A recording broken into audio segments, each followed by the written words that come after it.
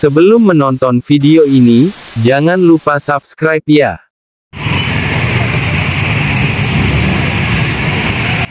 Bandros, Bandung Tour on Bus menjadi alternatif transportasi bagi masyarakat dan wisatawan yang melancong ke kota Bandung untuk jalan-jalan di kota ini.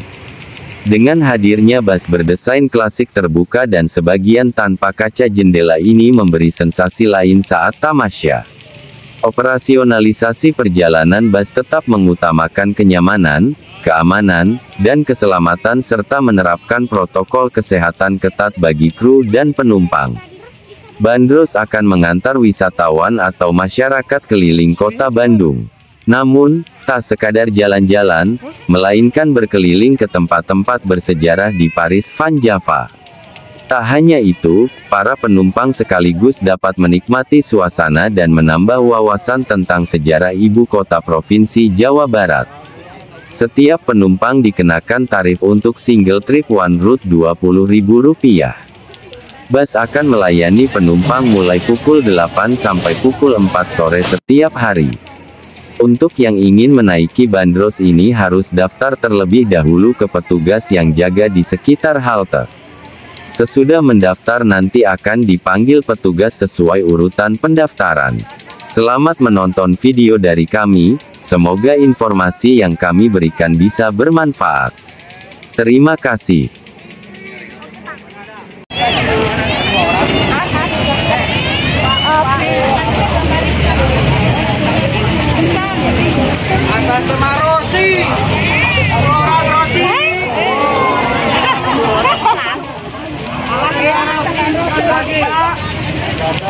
Mas, tak dulu.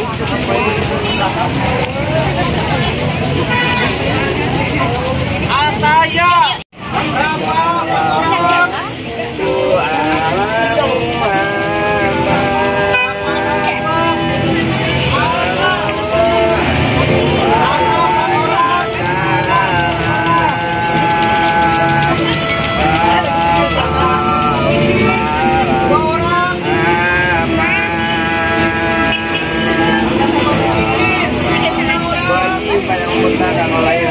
Klik saja, kita juga bakal mengetahui ada bahasa di kota Bandung ini ya. Oke, sebelum mulai perkenalkan diri dulu, nama saya Fajar, saya dari HPI. Saya tidak sendiri di sini, saya bersama Pak Asep Tony sebagai pelatih kita kali ini. Boleh disapa dulu Pak Asep Tony-nya? Halo Pak. Ada orang dari luar kota Bandung? Ada Pak. Dari mana? Ada. Cilacap. Dari mana? Jogja. Jogja. Ada lagi? Ada lagi? Sisanya dari mana? Padalarang. Ya, itu luar kota Bandung ya, karena Kabupaten Bandung Barat. Ada lagi? Kok berani jawab? Selain Padalarang? Sadi-sadi. Ya. Kenal itu masih kota Bandung, tapi di jurunya. Kan Ada bukan lagi? jawab. Dari mana ini? Jangan kalau ditanya. Kalau Wetan? Oke. Berarti ke sana lagi ya, mau ke Purwakarta. Oke. Ya. Oke, sekali lagi terima kasih yang sudah menunggu bandros, mungkin sudah menunggu 1 jam atau 2 jam. Ya, alhamdulillah kita sudah kebagian di bis bandros warna pink ini, dimana sesuai dengan namanya Bandung Tour on Bus, mengupas kota Bandung juga dari 4 sisinya. Yang pertama adalah sejarah, kedua kuliner, ketiga pusat belanja, terakhir mistisnya. Ya, siang-siang gini ngomongin mistis mantap. Ya, kasihan ya, tidak ada takutnya. Tapi kalau ngomongin kuliner, jangan khawatir, mungkin dari sini belum ada yang makan siang. Mungkin ini salah satu bisa dibilang salah satu rekomendasi yang memang harus dicoba. Ya, biasanya kalau siang-siang gini enaknya makan bakso. Kita akan lihat di mana bakso yang cocok untuk dimakan dan harganya murah meriah, itu yang paling penting. Tetapi kalau ngomongin soal sejarah, kita jika memasuki Jalan Asia Afrika ataupun Jalan Braga, kita menemukan banyak sekali yang namanya bangunan cagar budaya atau bangunan peninggalan Eropa. Contohnya adalah ini nih, mungkin kelihatannya di sebelah kanan tuh ada tulisannya Handel NV. Ya, itu bank dulunya. Sekarang juga masih bank Mandiri. Nah, bangunan ini tuh dari dulu sampai sekarang nggak pernah renovasi. Jadi orang dari dulu seperti itu aja. Ya, yang membedakan adalah sekarang sudah diperbagus lagi, sudah banyak yang namanya tanaman-tanaman. Ya, tapi dari dulu bangunan ini tidak boleh direnovasi, karena kalau misalnya direnovasi itu akan merusak atau menurunkan nilai dari bangunan tersebut. Nah, sekarang kita lagi di Jalan Asia Afrika. Dulu namanya Jalan Raya Pos. Kenapa? Karena ini salah satu trayek pengiriman surat menggunakan kuda. Jadi dulu kuda-kuda itu diangkut pakai, surat-surat itu diangkut pakai kuda. Nah, makanya kenapa sih ada kantor pusat di sini, kantor pos? Ya, karena kudanya capek dulu. Makanya dibuat kandang kuda atau istal kuda. Yang dimana istal kuda bahasa Sundanya adalah Bancai. Makanya ini dinamakan Jalan Bancai. Gimana sih? Jadi Bancai ini artinya istal kuda. Kantor posnya di sini, kandang kuda atau istal kudanya di sini, masuk ke dalam. Nah, inilah Jalan Bancai disebut demikian. Tapi di sini terkenanya sama situs sejarah Bung Karno, yaitu penjara sebelah kanan. Masuk ke dalam pagar warna hitam, kita menemukan ada patungnya Bung Karno, lalu ada bangunan seperti pos, yaitu selnya Bung Karno yang ukurannya 2,5 kali 1,5 meter, dan ada menara pengawasnya yang dikelilingi rantai warna emas. Nanti kita bisa lihat di Jalan ABC. Jadi 3 bangunan di sini ya yang tersisa. Karena penjara aslinya sudah dipindahkan ke Bandung Selatan, tepatnya di kawasan Komplek Mekarwangi, Jalan Soekarno-Hatta. Nah, dulu Bung Karno waktu di penjara di sini selama kurang lebih 8 bulan, beliau tidak berdiam diri saja di sini. Beliau pun membuat sebuah pledoi yaitu pembelaan yang bernama Indonesia Menggugat. Ya, nah ini menara pengawasnya yang dikelilingi rantai warna emas, kita bisa lihat di sebelah kanan. Lalu nanti kita bisa melihat juga ada masjid, tapi seperti kelenteng, namanya Al-Intizaj, artinya pembauran. Apa itu pembauran? Ya, jadi seperti adaptasi, karena memang dulu kawasan ini itu kawasan perkampungan 3 etnis. Etnis Arab, Cina, sama Bumi Putra. Nah, orang Cina itu banyak bergaul sama orang-orang Muslim, makanya banyak yang mualaf. Nah, sedangkan Arab, Cina, Bumi Putra itu adalah pedagang atau saudagar atau pebisnis semua, yang akhirnya sekarang dinamakan Jalan ABC. ABC itu Arab, Bumi Putra, Cina. Ya, bedanya kalau orang Belanda bisnisnya di mana? Jalan Braga. Dulu Jalan Braga namanya Pedatiweg atau Kernweg, karena dikhususkan untuk jalur delman mengangkut komoditas kopi menuju balai kota. Karena dulu balai kota adalah gudang kopi. Nah, akhirnya Jalan Braga ini cocok banget untuk menjadi pusat pertokoan paling elit di kota Bandung yang dipilih sama orang Belanda. Akhirnya toko-toko di Jalan Braga itu menjual barang-barang dari Paris atau Prancis, sehingga Bandung dijuluki Talisman Java. Ini jantung Talisman Java, Jalan Braga. Lalu dilengkapi oleh sebuah toko baju yang bernama Obong Marché. Obong Marché ini yang dipilih sama orang Belanda. Banyak orang Belanda masuk ke sana beli baju, pakai, lalu sepanjang Jalan Braga ngapain catwalk, fashion show, memamerkan busana mereka. Itu disebutnya ngabaraga. Jadi ngabaraga itu artinya beradu gaya atau memamerkan gaya. Jadi dulu sepanjang Jalan Braga orang-orang Belanda catwalk, fashion show, ya, beradu gaya semuanya. Itulah salah satunya kenapa disebut ngabaraga. Disingkatlah jadi Braga, ya. Nah, sebelah kiri ada toko bernama NV Hellerman, ya. Nah, NV Hellerman itu adalah toko pertama di Jalan Braga yang menjual senjata api, perlengkapan delman, senapan angin.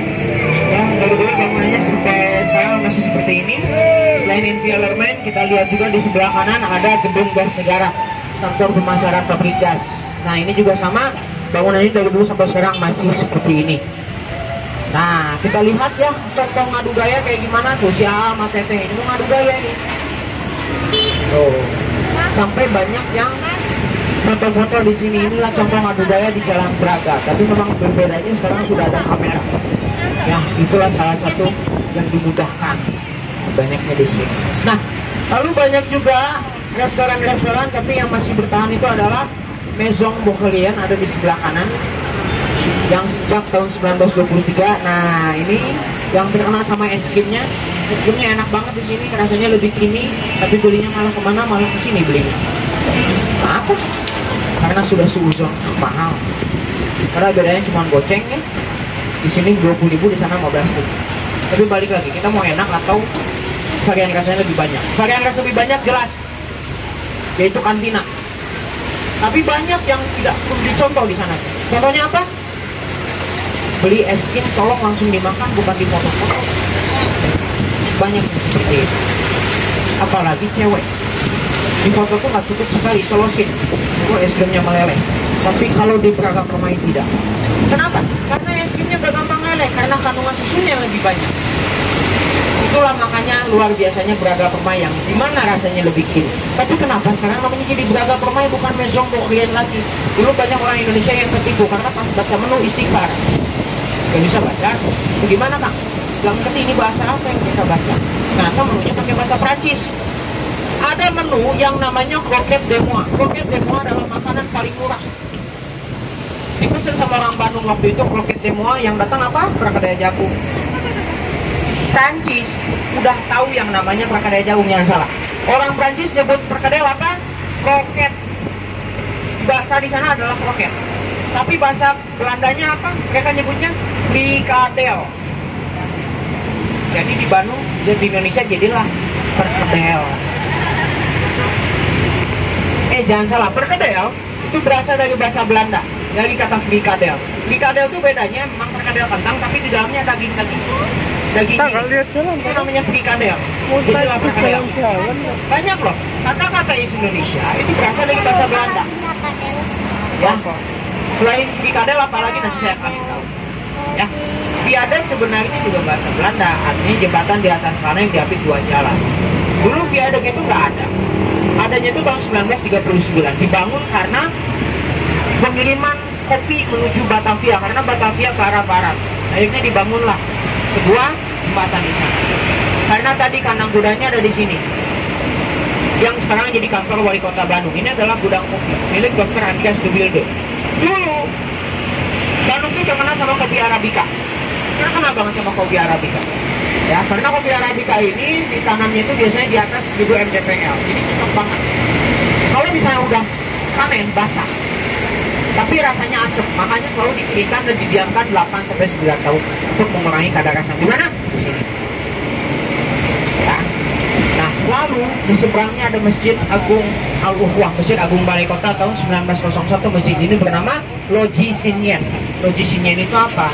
Loji Sinyen itu memang tempat ibadah, tapi digunakan sebagai pusat pengabdi setan.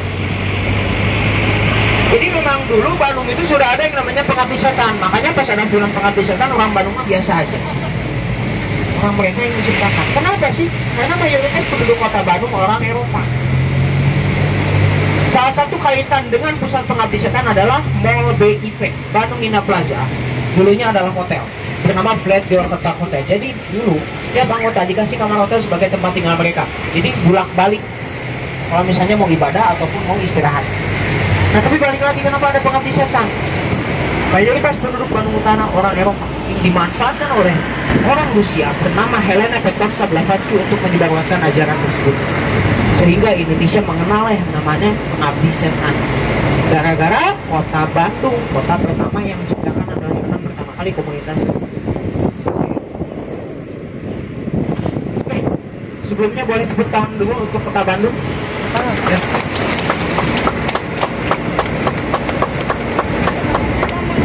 Oke, kacau sekali ya.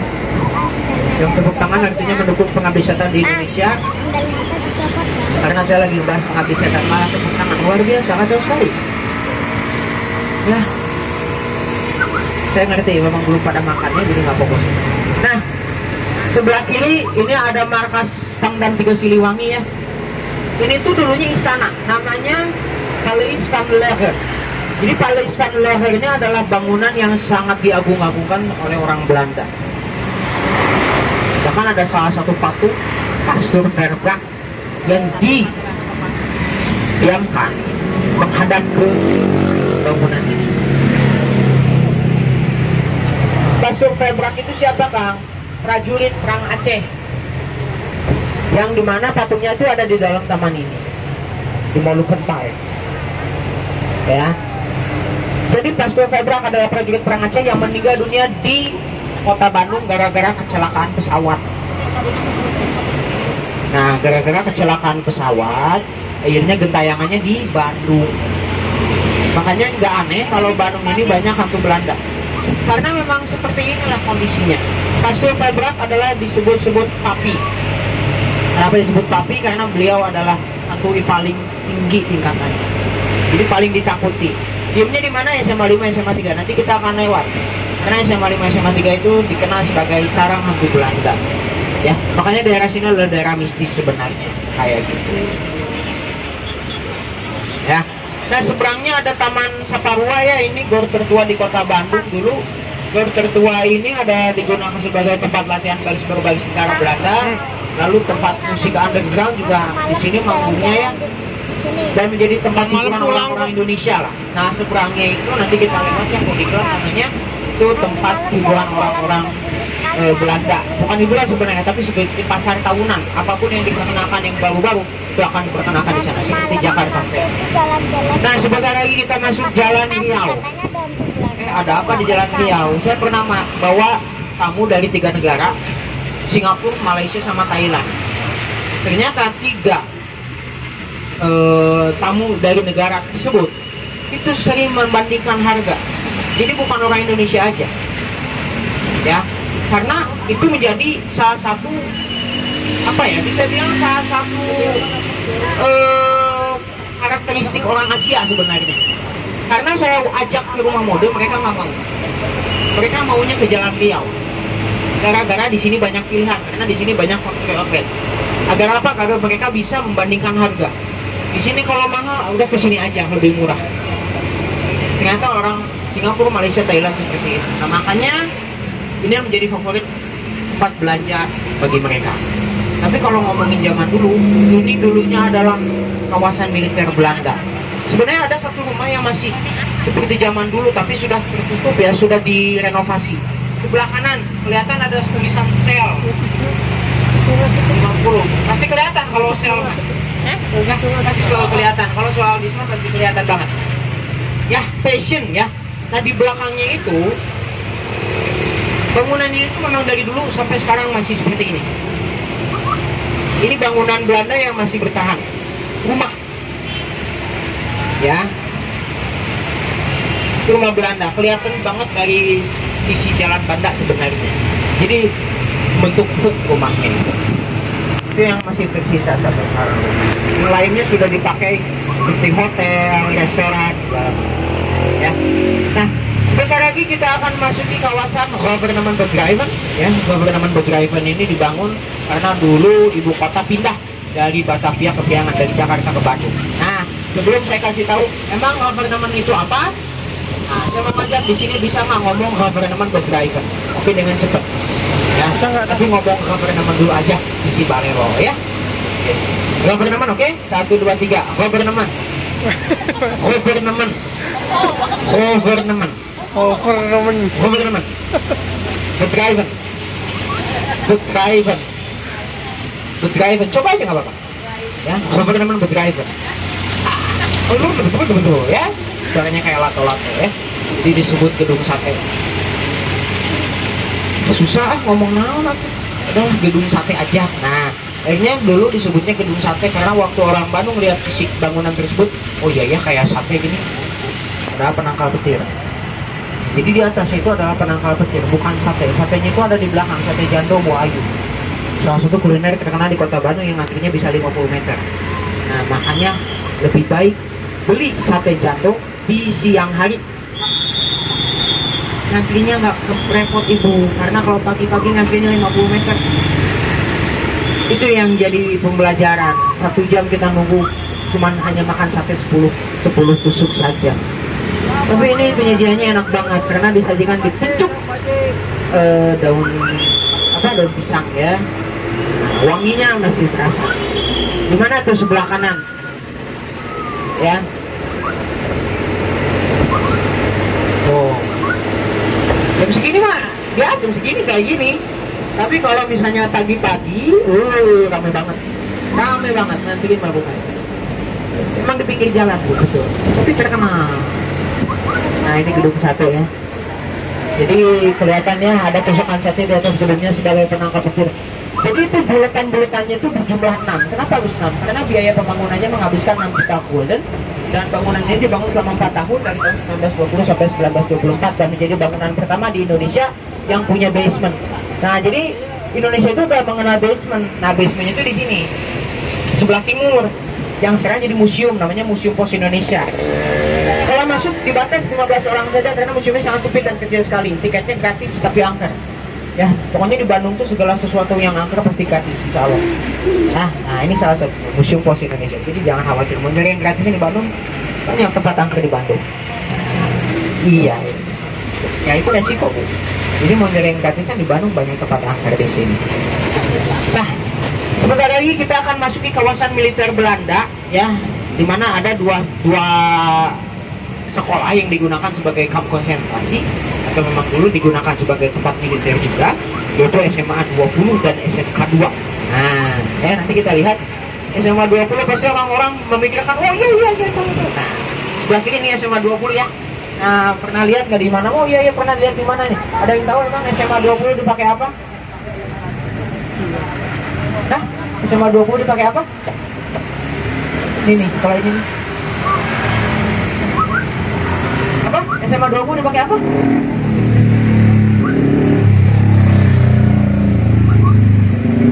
Dipakai apa? Astagfirullahaladzim. Nggak tahu. Apa Ibu? Belajar Ibu. Di mana-mana SMA dipakai belajar. Ya. Di mana-mana sekolah dipakainya untuk belajar, bukan dilan. Nah, inilah pemikirannya. Ya, memang banyak orang-orang memikirkan SMA 20, oh ini si Dilan. Jangan. Itu dipakainya untuk belajar di mana-mana sekolah. Ya, ini memang banyak yang luar biasa ya. Tapi memang memikirkan pasti ke sana gitu ya. Karena SMA 20, oh ya identiknya adalah sekolah. Pernah lihat di filmnya Dilan gitu, segala macam. Tapi memang dulu SMA 20 pernah digunakan sebagai tempat pembantaian. Jadi dulu Bandung ini memiliki 2 tempat pembantaian paling sadis. Pertama adalah Jalan Sukajadi sampai Karangsetra. Jadi PVJ, Paris Java Mall sampai Karangsetra itu dulunya adalah tempat pembantaian. Karena itu adalah permukiman pensiunan militer Belanda. Jadi yang dibantai di sana adalah pensiunan Belanda, yang membantainya adalah orang pribumi, orang Indonesia, orang Bandung. Nah, kalau kedua, yang membantainya orang Jepang, tapi yang dibantainya tetap orang Belanda. Orang Belandanya tapi belum pensiunan, masih tentara. Nah, jadi SMA 20, SMK 2 itu tentara Belanda disekap, dibantai di sana. Tapi kalau anggota keluarga seperti anak-anak dan istrinya dibantainya di Jalan Lombok sama Ciampit. Dulu Jalan Lombok itu rumah dinas militer Belanda kecil-kecil.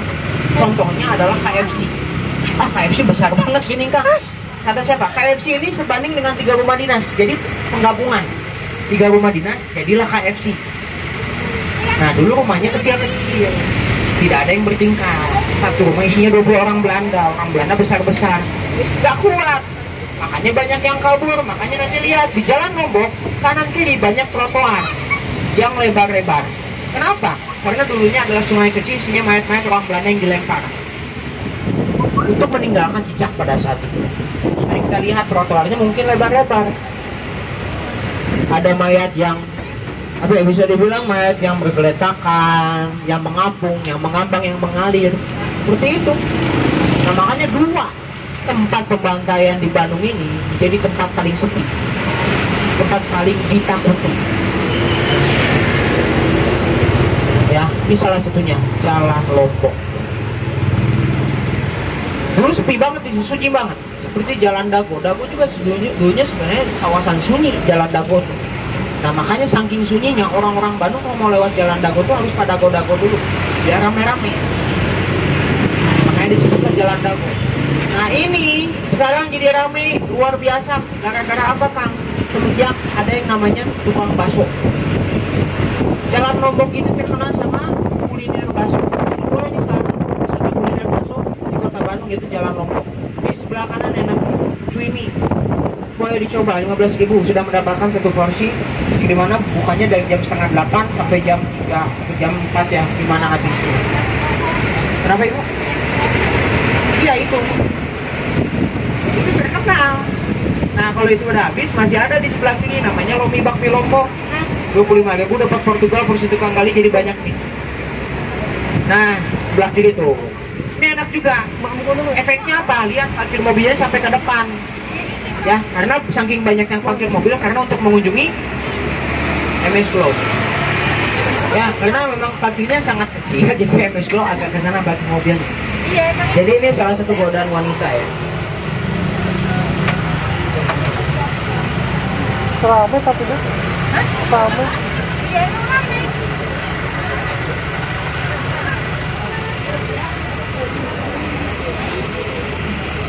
Oh, berhenti ya. Emang Sih. Lampu merah. Ini salah satu godaan wanita. Ini memang saya sangat sedih sekali karena tempat mistis di Kota Bandung jadi berkurang ya. Padahal ini cocok banget tempat mistis. Ini serius karena saya selalu bawa tamu itu ke rumah Kentang waktu kejadian rumahnya itu masih terbengkalai. Apa yang saya temukan di dalam rumah Kentang? Saya menemukan ada lambang zodiak. Lihat, ada gambar bunga di dalam di interiornya kelihatan gambar bunga warna hitam. Ada ya? Ada kan? Nah, itu dulunya lambang zodiak. 12 lambang zodiak muter. Itu adalah tempat ramal. Namanya Loji Hermes. Saya nemuin ada meja altar untuk tempat ramalnya itu panjangnya sepanjang ini, tengahnya ada lambang zodiak, mata satu, piramida dan jangka. Itu artinya Freemasonry ada dulu di sana. Makanya memang sangat mistis di sana. Tapi saya nggak pernah takut gitu. Yang bau kentang memang bau kentang. Bau kentang rebus emang nyata. Gitu. Tapi saya tidak pernah mau untuk takut gini nih. Gak ada hantu kok.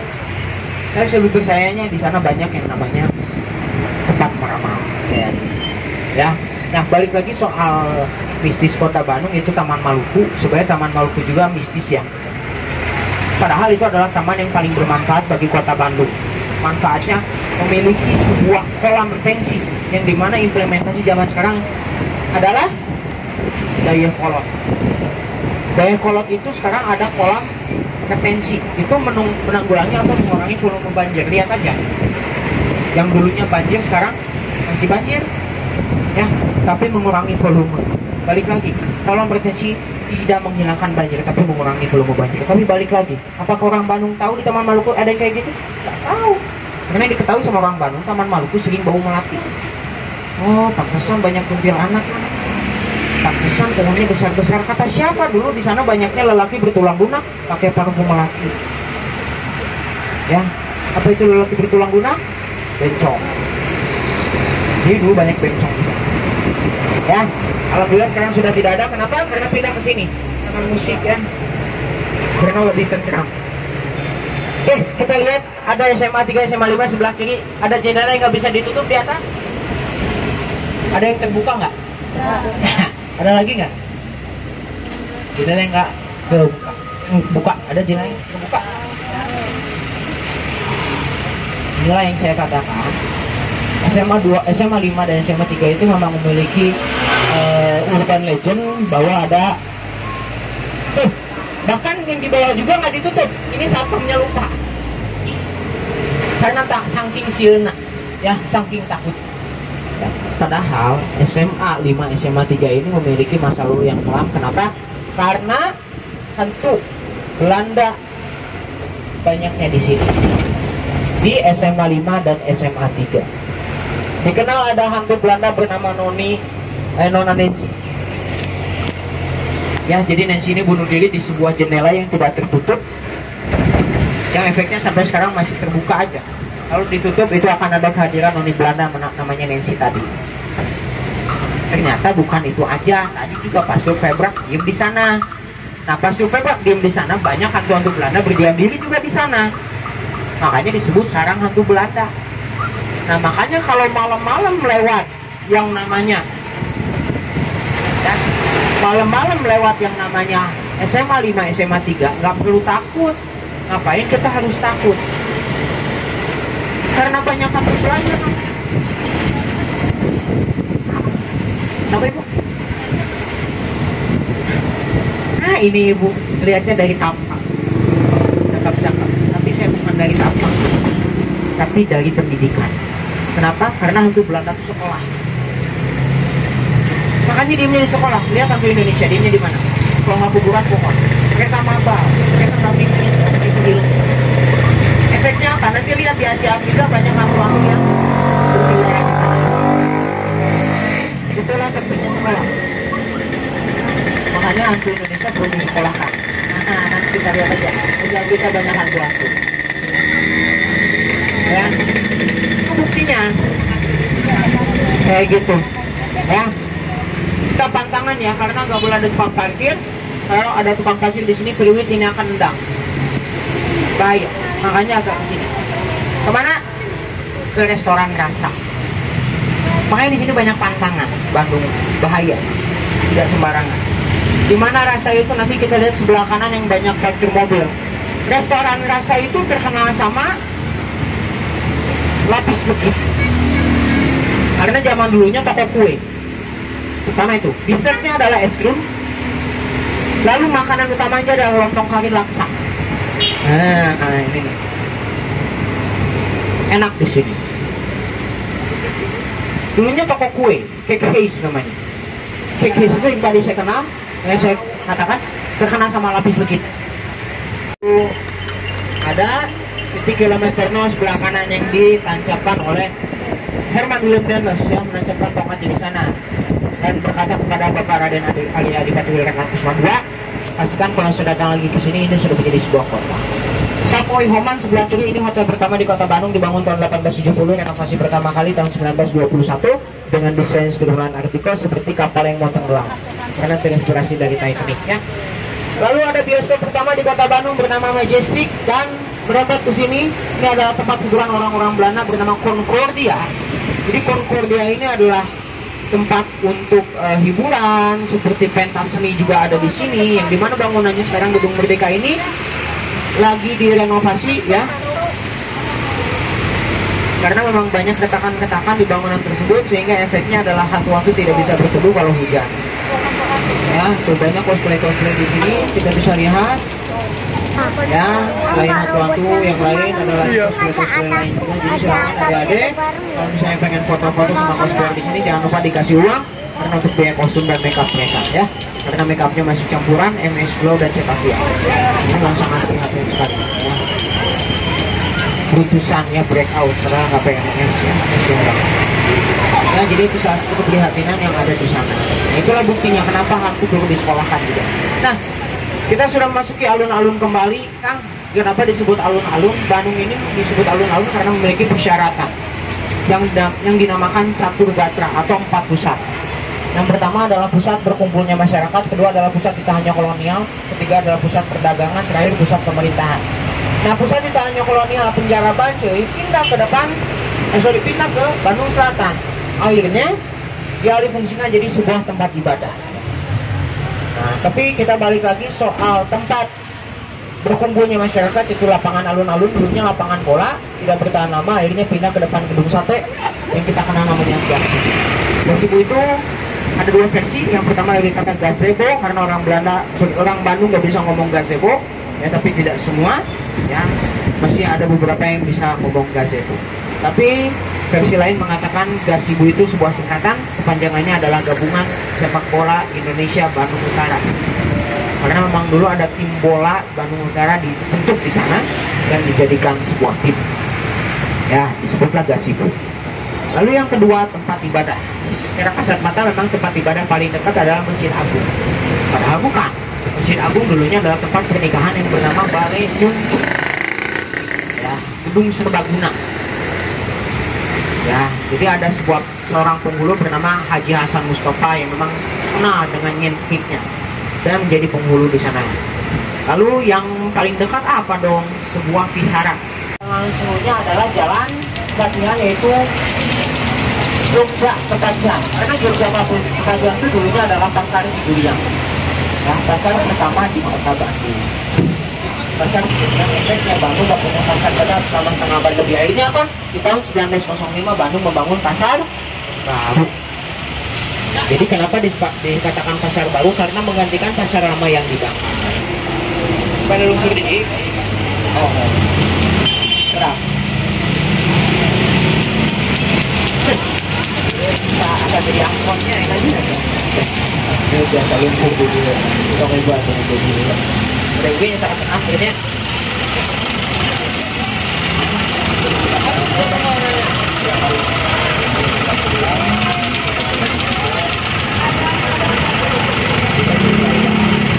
Di depannya itu ada pendopo. Itu dulunya adalah kantor bupati.